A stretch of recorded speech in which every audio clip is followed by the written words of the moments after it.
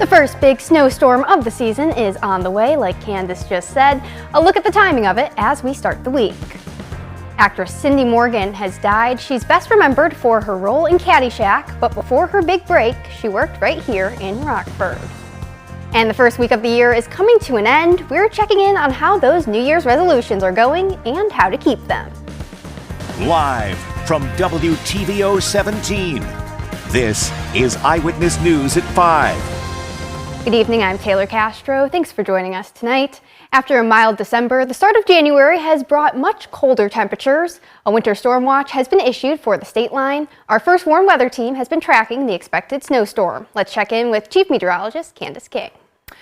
Yeah, Taylor, as you just mentioned, we do have that winter storm watch that'll go into effect for some late Monday evening. For most of us, that'll be early Tuesday morning. For everyone, that'll run through Wednesday morning, as it looks like our first kind of significant snowfall of the season will be coming up here late Monday night and then throughout the day on Tuesday into two potential rounds. Now, there are still some questions regarding the exact track of this storm system, but it's becoming increasingly likely that we could see some pretty hefty snowfall totals for some across the region. It is quiet out there right now, so we're not expecting anything of significance here throughout throughout this evening into the overnight and then going in through most of our Monday. So no problems there with that Monday morning commute. But that storm system that we're keeping an eye on beginning to round the Four Corners region here across the southwest, and that'll move to the northeast as we head throughout the day tomorrow and then into tomorrow night and Tuesday. So as I mentioned, this comes in two rounds. We've got our first round of some lighter snow coming in late Monday evening through very early Tuesday. That could be anywhere from 1 to 2 up to 3 inches of snowfall. Higher totals will be south of us and mostly south of Interstate 80. Now the snow will be a little heavy at times, so there could be some impacts to the Tuesday morning commute. I don't think it'll be anything too significant, but you may need to give yourself a little extra time there Tuesday morning. What we're kind of paying attention to and what could pose a greater risk for the Tuesday afternoon and evening commutes is what's coming in on Tuesday. A heavy and wet snow along with some pretty significant wind increasing from the east and northeast, and the potential is there for some areas to pick up over 6 inches of this heavy and wet snow by the time this is all said and done late Tuesday night into early Wednesday. So we'll kind of break down the specifics on the timing of this and kind of have a first look at who could see what and just how much coming up in the full forecast a little later. Thanks, Candace. A Rockford TV and radio personality and actress Cindy Morgan has died. She's best remembered for her roles in the movies Caddyshack and Tron. Morgan graduated from Northern Illinois University with a degree in communications, working in Rockford TV and radio before moving to Los Angeles. She was a dedicated advocate for combat veterans and helped a number of charities in their name. Morgan was 69 years old. Frank Salamone will be laid to rest in Rockford on Monday. He died January 2nd at the age of 94. An immigrant from Sicily, Italy, Salamone started multiple restaurants in the area, including Francesco's, Benny's Bar and Lounge, and Fresco at the Gardens. Services will be held tomorrow at St. Anthony Church. He will be buried at Calvary Catholic Cemetery. The first week of 2024 is coming to a close, and many people throughout the Stateline have fitness and weight loss as their New Year's resolution. Drea Baroni talked with a dietitian about some tips to keep those goals on track. A new year brings a new list of goals. For about half of Americans, fitness and weight loss are at the top of that list for 2024. My New Year's resolution is to just see more progress, so I got to make sure I kind of stay consistent and come into the gym. It's part of a New Year's resolution because I want to be healthier. It's easy to make a resolution, but the tricky part is how to stick to it. OSF healthcare dietitian Nicole O'Neill says there are tricks to staying on track. Resolutions are big picture things. So if you have a resolution to lose X amount of weight, go ahead and make it, but then break it down into SMART goals. Little steps along the way so that you can achieve something and feel like you did something, so you can celebrate a success. And that's just what Allison Lind is doing. Just this year, I think I've been 3 or 4 times, which is more than I've been probably in the last, 6 months. As long as I'm coming, that's all that I'm worried about right now. One goal at a time. That's what O'Neill says is key to keeping fitness in your life past the first week of the new year. If you're not drinking enough water, add more water. If you don't eat any fruits and vegetables, let's add one. Start with little baby steps, and maybe that is the little hidden nugget here. Do one little thing and see how you do with it, and let it snowball into the next thing, into the next thing, into the next thing, instead of trying to tackle it all at once. Tyrone Berg says he's been working out for 35 years, using the small steps method to maintain his health. Fitness is important for your life. You got to just believe in yourself. You can't give up. It takes time to get where you got to get at. O'Neill emphasized it's important to make these goals specific by setting a target weight and making a time frame of when you want to achieve it. Reporting for your home team, I'm Drea Baroni. A popular winter destination is getting ready to open for the season just as the first big snowstorm arrives. Snow Park at Alpine Hills is hoping to open for tubing on Thursday. The park's snow machines are ready to go if all goes well and there are ideal weather conditions. The terrain park will open for skiing and snowboarding soon after. You can find updates on the Alpine Hills website. The Stateline isn't the only place bracing for the snow. Coming up, how Americans from coast to coast are preparing for the winter storm. Yeah, that storm up the northeast here the last couple of days brought us our snow late Friday night and Saturday, but we've got several more rounds of snow potential coming up this week. I've got the timing of that and our impacts, at least for the first one, coming up here in the First Warn forecast a little later. You're watching Eyewitness News, your home team with Taylor Castro, Reagan Holgate, and Chief Meteorologist Candace King.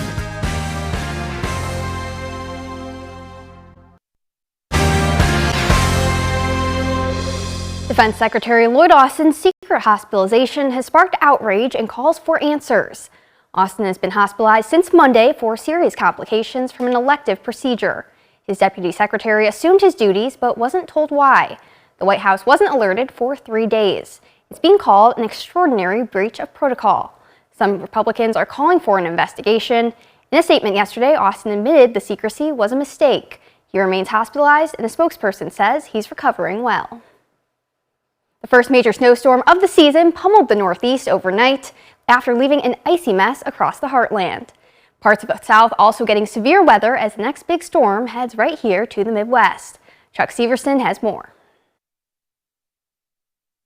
Coast to coast, affecting 50 million Americans. In the South, a tornado hit Fort Lauderdale, Florida, early Saturday evening as a line of storms moved across the Sunshine State.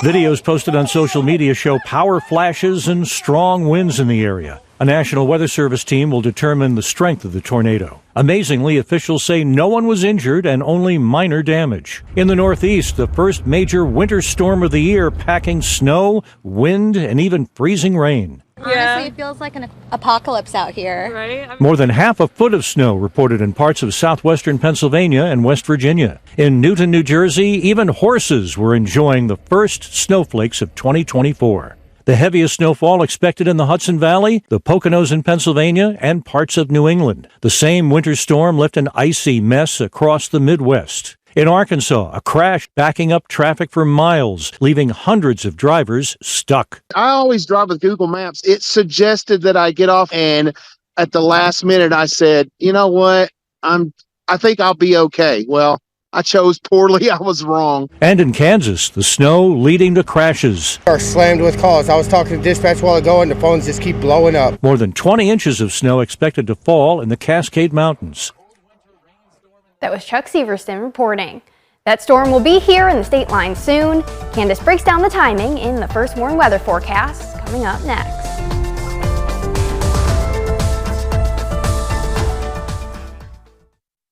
Now, your First Warn weather forecast from Chief Meteorologist Candace King.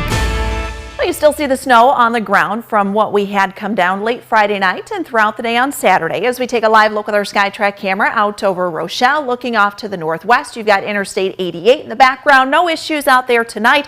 or through most of the day tomorrow. It's kind of the calm before the storm, so to speak, and what will be several storm systems lining up throughout the week to give us several opportunities for some accumulating snowfall, the first of which comes in late tomorrow evening. We've got cloud cover in abundance. We may see some of the clouds thin out just a little bit here, but anticipate our temperatures to stay on the warmer side, so to speak, of things, as we'll only drop down into the upper 20s here thanks to the cloud cover. But we look to the southwest as our next storm system beginning to take shape here across the southwest. This is what is going to pull to the northeast and turn into that winter storm that'll impact much of the plains, the Midwest, the Great Lakes, and then out through the Ohio Valley here over the next several days. So there's a couple things that I want to highlight here. We've got a couple rounds of snowfall coming up, the first of which will begin late Monday evening. So most of Monday, majority actually of Monday, is going to stay dry. So tomorrow morning, afternoon, early evening, no problems there. We look to see the snow move in. This will be after dark on Monday, so about 8, 9 o'clock, and this will kind of lift in from the south and southwest. This could give us some impacts Tuesday morning as far as some slick conditions, so you may need to just give yourself a little extra time. And as far as totals, you've got about 1 to 2, maybe up to 3 inches, but the higher amounts likely going to be south of Interstate 80 and kind of south of 88, so across southern Whiteside, Lee, and DeKalb counties. Then we look to Tuesday as that low pressure system moves closer to us. A heavy and wet snow going to be likely wherever that snow comes down.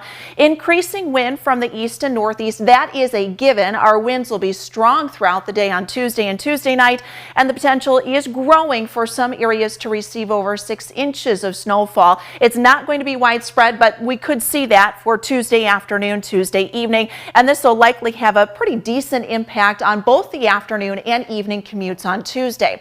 So let's plan things out here as we go through the night tonight into tomorrow. Again, no problems. Here comes that first round of snow lifting in from the south and southwest after 8, 9 o'clock Monday evening. This will carry over into Tuesday. It may lighten up a little bit by the time the sun comes up, but then we should see the intensity pick back up mid to late morning Tuesday and then carry over into Tuesday afternoon and Tuesday evening. One thing I want to draw your attention to, the rain-snow line focused a little more to our southeast here as we go throughout the day on Tuesday, and that's where we see those temperatures come very, very close to freezing.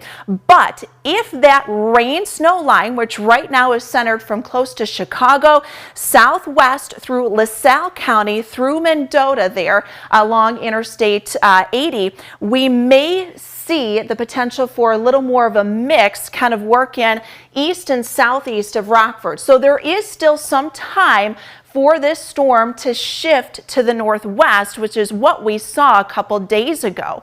So if that occurs, it could knock down some of those snow totals east and southeast of Rockford, but still I think some decent snow amounts coming in across southern Wisconsin and far northwest Illinois. That'll kind of ramp up here by early Wednesday, but we will have still some impacts as far as the wind is concerned Wednesday morning. So some impacts to the morning commute on Tuesday. Allow yourself a little extra time, but I think we'll see greater impacts there for Tuesday afternoon and Tuesday evening. So this is kind of a preliminary look at what some of our snow totals could be. Generally around 4 to 8 inches, I think, from southern Wisconsin down through Rochelle and then through DeKalb and Sycamore. But I would not be surprised if there's a pretty sharp gradient from McHenry County, let's say from Woodstock, down through southern DeKalb County and even southeast Lee County, where some of those totals could be on the lighter side if we see that kind of rain-snow line mix in. So there is still some time for this to shift a little bit. So that's why I say preliminary snow totals. Now I think that 8-inch range a little on the higher end. Not everybody is going to see that, but I definitely think about 4 to 6 inches of snow coming in. And again, it'll be a heavy and wet snow because look at our temperatures on Tuesday. 34 degrees. So there's not a lot of cold air coming in, but there's a lot of cold air coming in towards the end of the week. And we've got several more opportunities there, Taylor, for some snow as we look into next weekend. Thanks, Candace. Regan's in next with sports. The Blackhawks looking to snap a 5-game losing streak, and they'll have to do it without star rookie Connor Bedard.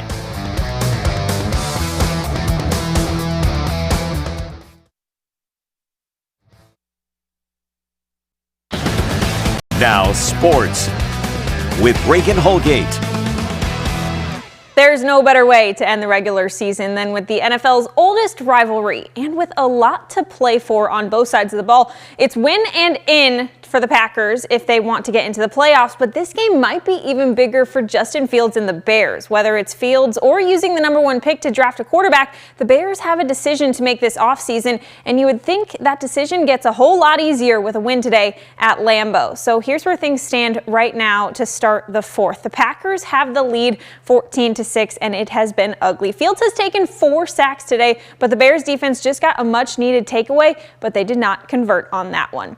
Now, in the other NFC North matchup today, the Lions were trying to clinch the #2 seed with a win over the Vikings.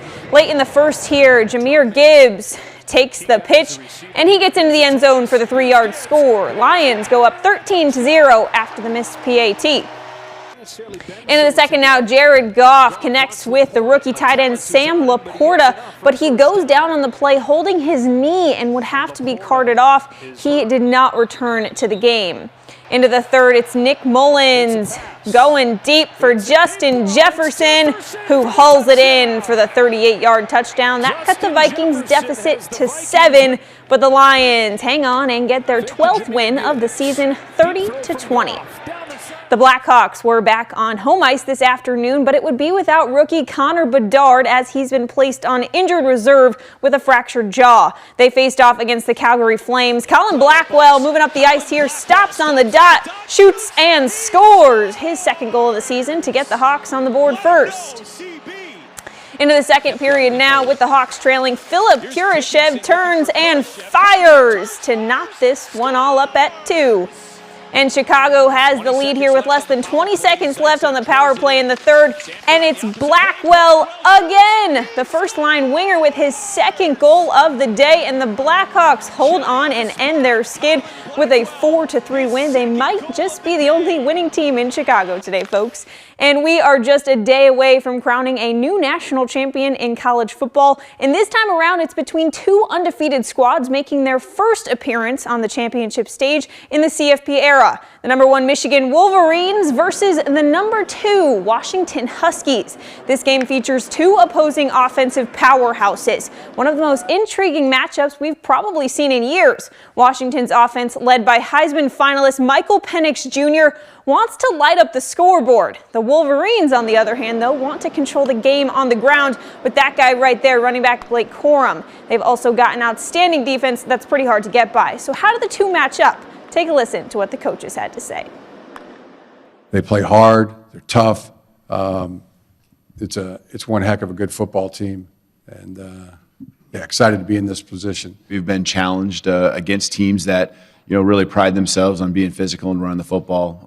I do think that Michigan is a different animal when it comes to that. As far as what their intentions are and how well they execute. And that game kicks off tomorrow night at 6:30. That's sports. We'll be right back.